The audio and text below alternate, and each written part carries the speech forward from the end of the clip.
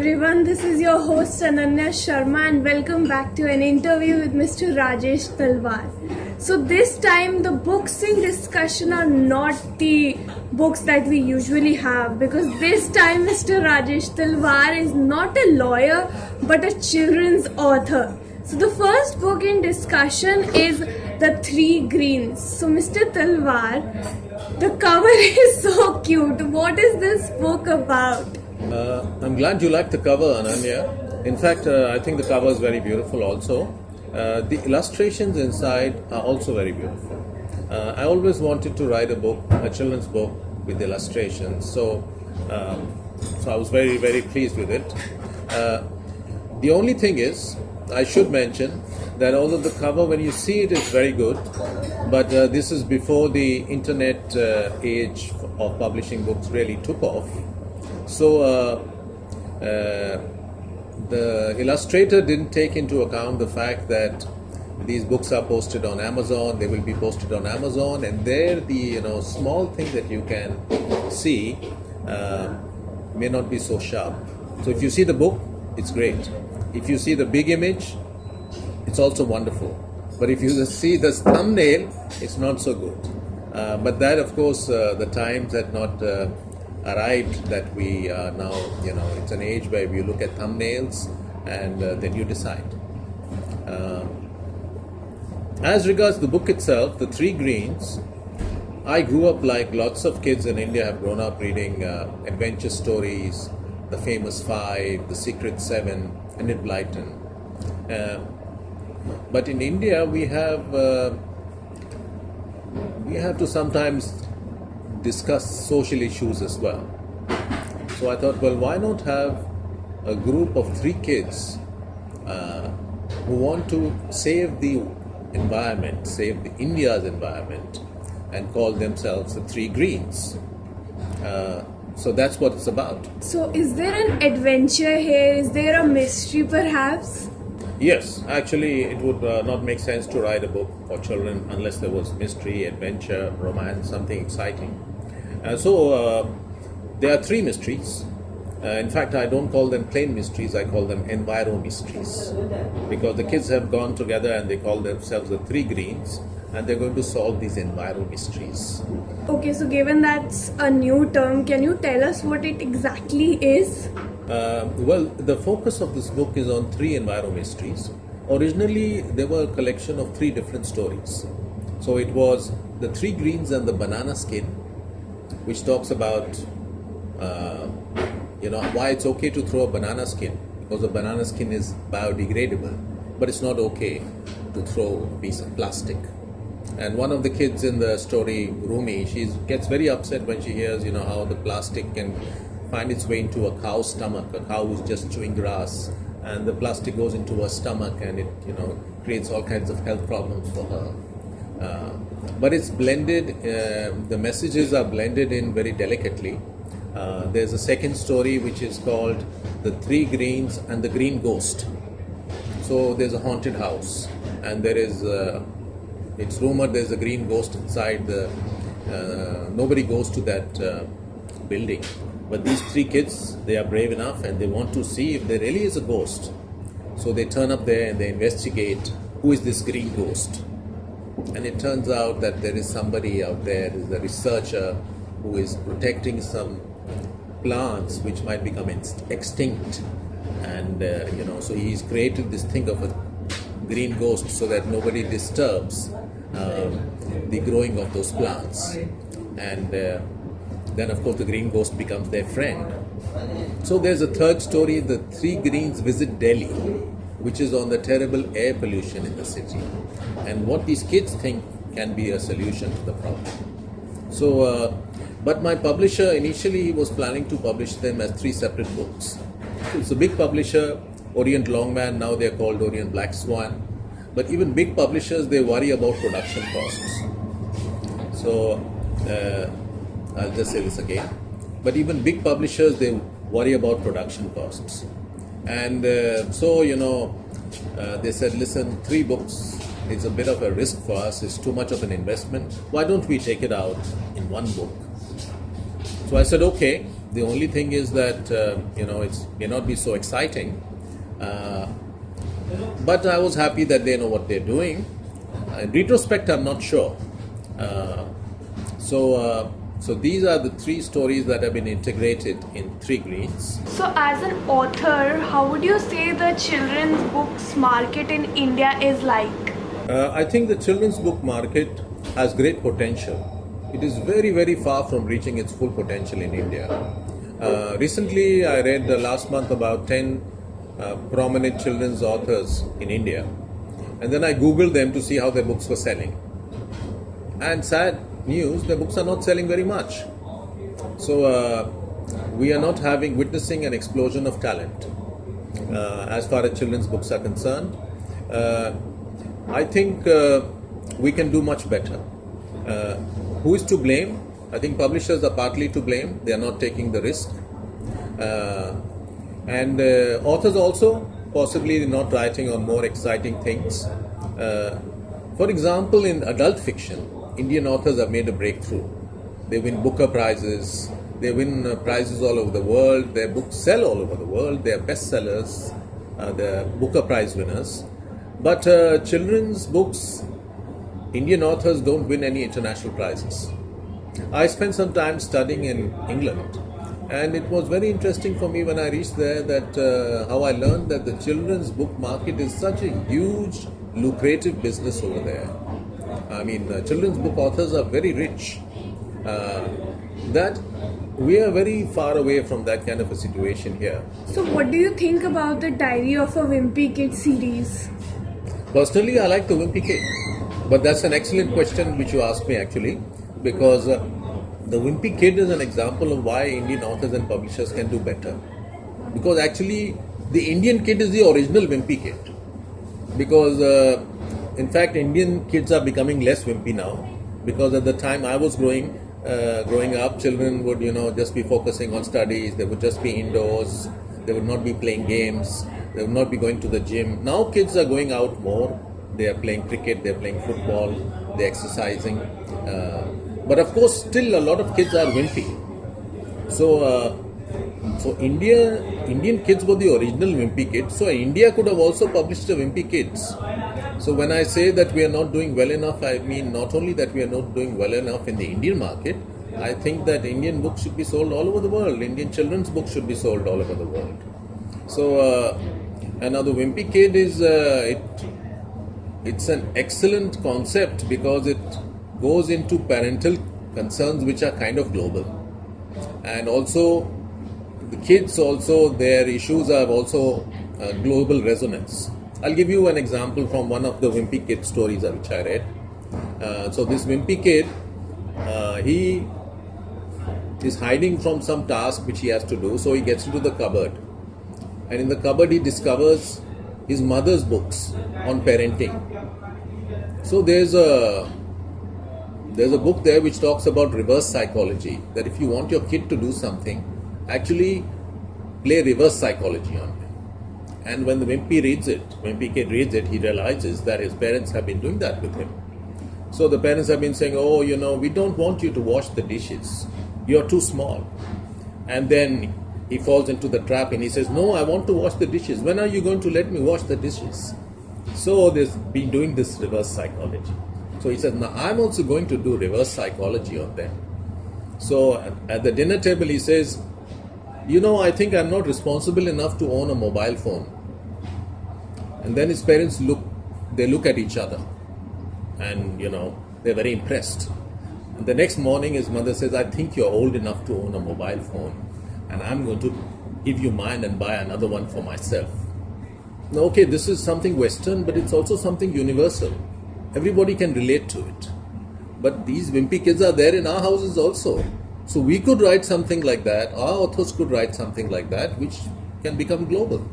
There is no reason why the West should have dominance in children's literature, which is the current scenario.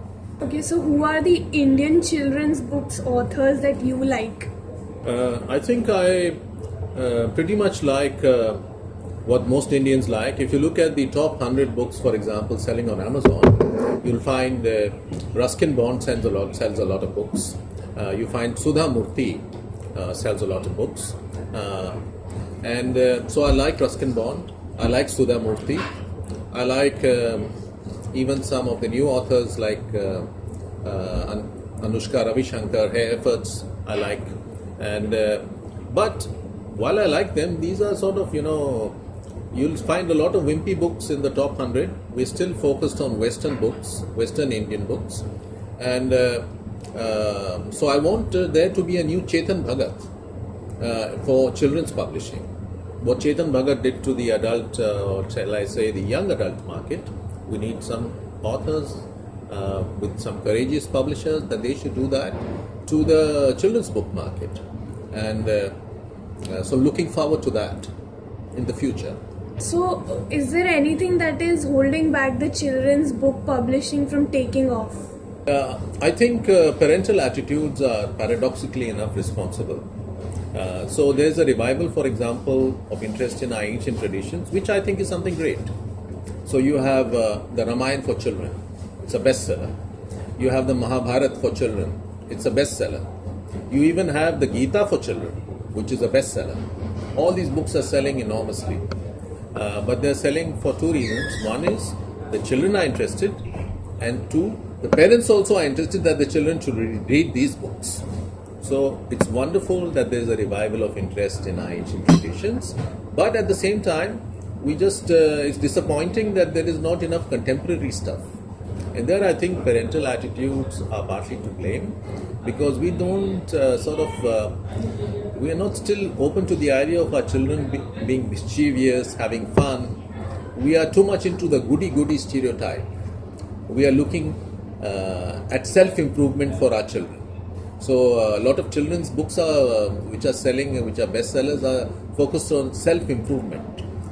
Parents want their children to be successful, so they want them to read these kind of books. They want to read their traditional culture books, but they are not just a bit relaxed. With the kids, let them have fun, let them be mischievous. The mischief is also very calibrated. It's like, okay, you can do mischief to this extent, but not further. So I think that's a kind of imposition. And once we relax as parents, it's not easy because it's a difficult world out there. We all want our children to be successful. But we need to understand that if we relax, it's actually good. This kind of thing will help the children to develop their imagination. So, air pollution in Delhi is something we all are familiar with, but how did you explain this concept in the three greens? I think I'm a bit sad that one of the stories, as I said, is the three greens visit Delhi. And this book is published quite some years ago, but we were having a big problem with air pollution at that time. And before CNG was introduced, and CNG then sorted out the problem to some extent, but now we have the problem again.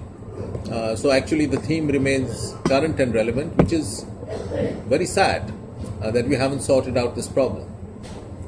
So the three greens in this, they do an enviro mystery play, and there's an alien which comes and he's talking to somebody in Delhi who says he has two jobs. And one job takes him 4 hours, the other job takes him 8 hours, and it goes on like that. That actually it turns out that the 4-hour job, which is much more difficult for him, which is much more strenuous, which leaves him gasping, is the commute to his office and back.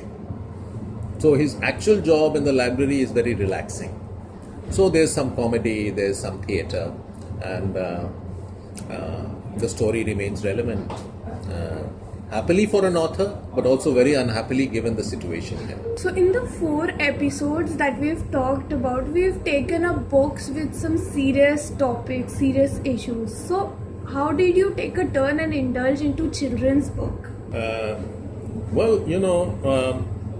read children's books for recreation even as an adult. So I love children's fiction, Western, Indian. I read children's books when I want to relax.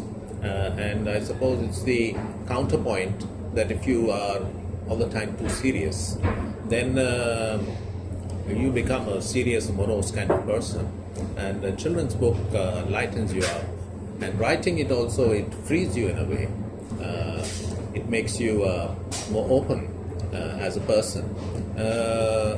I think it's a shame, in fact, that other successful Indian authors, they haven't ventured into children's fiction because of their success. Actually, if they wrote a children's book, it could actually take off. I'll give you an example of this. For example, Salman Rushdie. He's written maybe 10, 12, 15 books, which are all literary, they won awards, but he's written only one children's book. That is Haroon and the Sea of Stories. It's a success. They made a movie out of it. Because Salman Rushdie is writing a children's book, there's automatically attention. But other Indian authors who are successful in their non-fiction, in their fiction, they are not brave enough, maybe, to attempt children's fiction. They should attempt it. Maybe that will pave the way forward because they'll say, okay, Arundhati Rai she's given up all her activism and now she's writing a children's book. It will have interest. It will also help Arundhati to relax a bit. So coming to our second book, The Bearded Prince. What is this book about? The Bearded Prince, yes. It's a book for a slightly older child. You have these stories about a young, beautiful princess, and there are many people who want to marry her, and there's a competition. These are the common stories. So this is slightly shifted.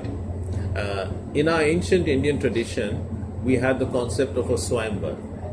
So in the swayamvar was also a way to get married for young princesses. And it was a very progressive tradition in a way, because it showed that the girl had choice. She could choose from a number of other princes who came, who is the best person, who is the person she wants to marry. So the story is about Princess Rupali, who has a dog. She lives in a corner, and she lives in the palace. The king wants her to get married. And then there are many princes who are invited. And the princess, she hates beards, because there are these bearded villains who have been creating a lot of nuisance. And one of the princes has a beard, one of the suitors. They are distinguished princes, and the princess has to make her choice. The story is about how she reaches her decision. So is there a moral in the story, and what do you think about morals in general? Do you think children's stories should have a moral? Yes, I think children's stories should have a moral. But having said that, I think the moral has to be slipped in very carefully. Moral or morals. The last thing you want in a children's book is that it should be preachy. So no sermonizing, no preachiness. That will then become like a lecture from a parent. But children appreciate morals, and we should give them morals. The morals can be hidden. And sometimes you see that there are morals in very, where you don't even see that there is a moral. I remember seeing the first Shrek movie which was released. In that, Shrek, of course, is this fat, ugly man, and he goes after this beautiful princess, and then there's a twist in the story that he kisses this beautiful princess, and the princess then, she is no longer so beautiful. She becomes like a slightly rotund, normal-looking girl who's more suited perhaps to Shrek. So there's a twist, because in all the original fairy tales, the princess used to kiss a frog, and the frog would turn into a handsome prince. So here there's a twist, and I believe that the makers of Shrek, they were not sure how this will be received by the audience, whether children will like it.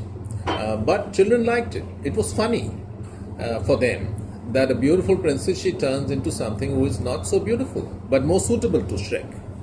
And there is also a moral hidden there, that let's not just go by beauty. Beauty is only skin deep. So I think children love hidden morals. They love to have some guidance, some gentle guidance.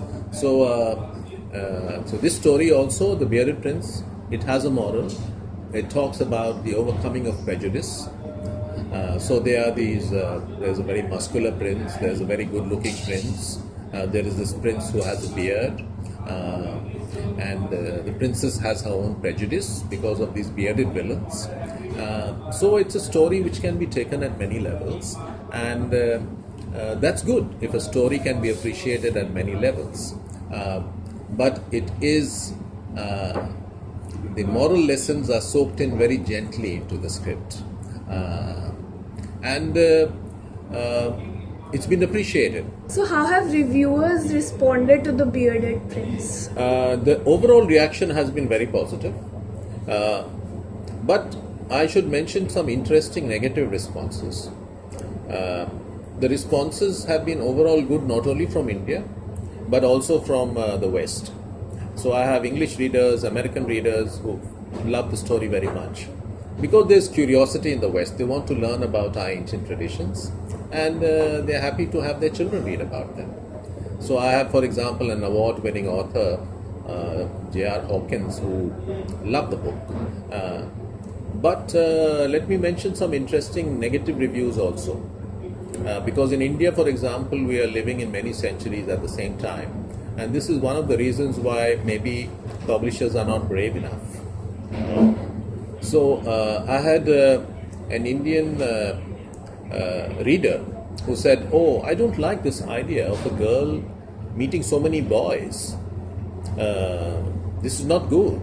This is against our Indian tradition." So now that's a very orthodox point of view, but we have people like that in India as well. So which is why maybe publishers are not brave enough to educate even the parents about their attitudes towards their daughters, towards their sons.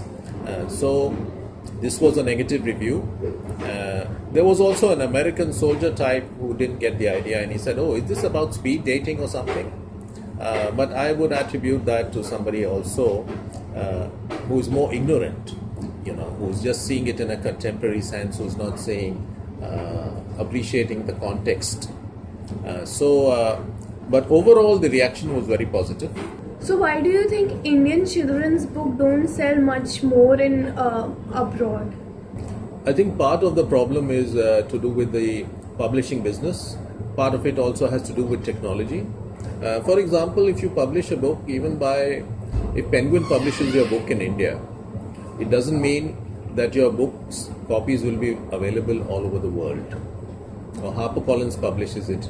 It doesn't mean it's available all over the world conveniently in bookstores, unless you happen to be a superstar author. So they publish sometimes only for the Indian audience. But this is now changing because you have electronic books. So the Bearded Prince, for example, lots of people bought it on Kindle. Now compared to that, The Three Greens is also a very interesting story. But the publisher has been a bit lazy. He hasn't taken it out in a Kindle version. Now everybody thinks about costs, and now if somebody in the US wants to read The Three Greens, he has to buy it, and then he has to pay for the shipping cost, unless the publisher has open distribution overseas. And sometimes now a lot of people, they just prefer to read on Kindle, even younger people. So I think this is a new technology which we need to take advantage of. And I know that my publisher is now planning to move into e-books. And then with e-books, then this production cost business doesn't really matter, which is one of the reasons why they didn't publish it as 3 separate books. So that is also changing the way books are going to be received all over the world. So, are you planning to write any other children's book? And if yes, can you give us a gist about it? Yeah, well, I'm working on 2 more children's books. I believe in cross-fertilization. So one of the books is going to be called The Sleepless Beauty. So, you've heard about the Sleeping Beauty, and this is going to be the Sleepless Beauty. And so it's going to be about a Himalayan princess, a princess who lives in an Himalayan kingdom, who cannot get to sleep. And there are some reasons for that, why she cannot get to sleep. And how will she be cured of her sleeplessness? I think it's an interesting idea. And there's a second book which I'm working on, which is about a group, like an adventure group, the Fabulous Four, which has a multinational cast. So there's an Asian, there's a European, there's an African, and there's a Middle Eastern boy, and so it's boys and girls. It's under the leadership of a girl. So that's another adventure story, which I'm working on, and I hope to get both of these out in the next couple of years. So can you talk a bit about films for children? Thank you, Ananya. That's a very interesting question. And here again, I'll say that just like the publishers, the filmmakers are also not brave enough. For example, there's a film made on Hanuman for children, which was very well made. It was also very successful. But that is, according to the traditional line which we are following. So there might be films made, other sequels on Hanuman, but we need to explore more territory. Children films, not only children's books are big business in the West, but children films are also big business, not only in the West, but all around the world. So you have all these children, characters like The Incredibles, like Shrek, so many children's books, children's stories, which are making huge box office all over the world. I am quite positive about the future because I think we are a very creative people in India. But so far we are, Bollywood is the only film industry in a way you can say which is giving takkar to Hollywood. If you think about it, Hollywood has dominance. The only people who are combating Hollywood in any way is Bollywood, given its recent successes in China.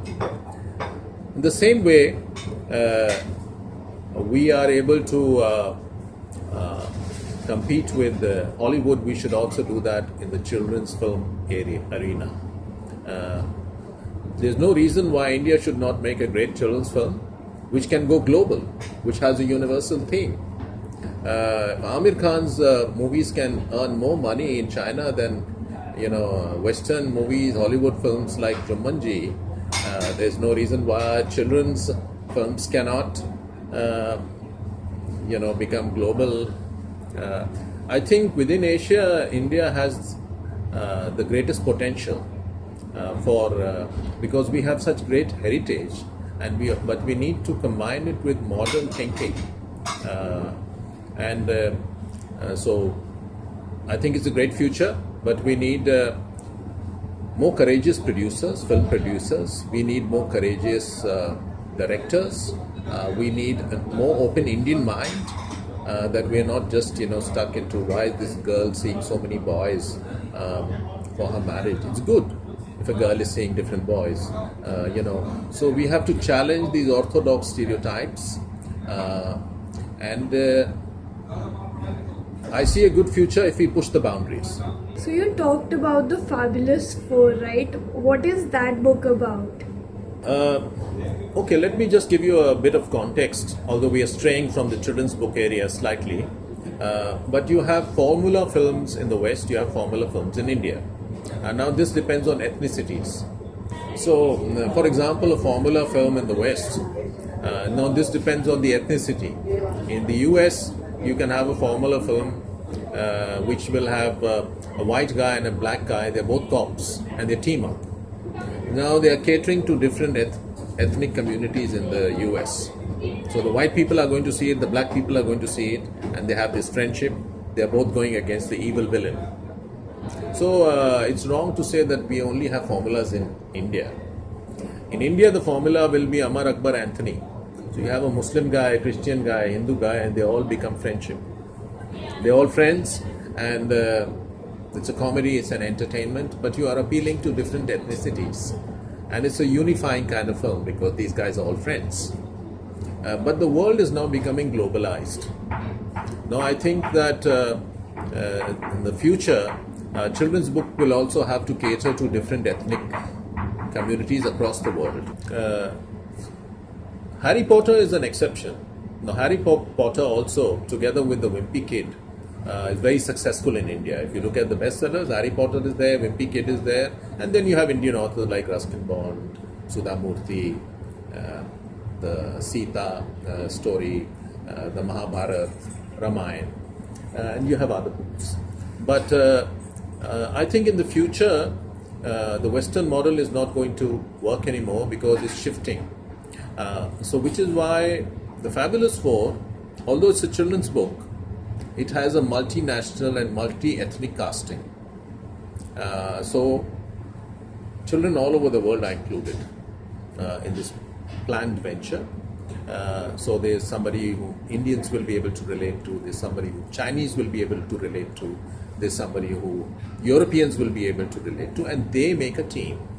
So now I think we are stepping out of an age where children will be interested, in knowing what scones are about.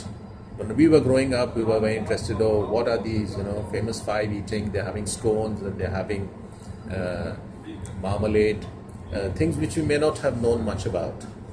But in today's world, the Western kids also might want to know about samosas and pakoras, So there's a shifting. It's becoming more formula films of the future, for example. They might have to have, and they're already doing that. They'll have a Western character, they'll have a Chinese like Jackie Chan, and they'll have Amitabh Bachchan, who has, and if you take this cast together, which is why they're, for example, casting Priyanka Chopra, they're casting, they're appearing to different communities. And I think this is the future even for children's books. And I don't think it's anything necessarily bad.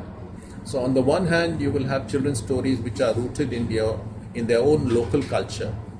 On the other hand, you will have children's stories which are rooted but still appeal to a broader audience. It doesn't have to be Harry Potter. So guys, that was it for today. An interview with a children's book twist. Thank you, Mr. Talwar, as always, for being with us today. Thanks, Ananya. Always a pleasure, and thankfully we are talking about something more light-hearted today than the serious issues we often discuss. So good to be with you and your team as always. And you guys, stay tuned, stay updated, and we'll be back with yet another episode very soon.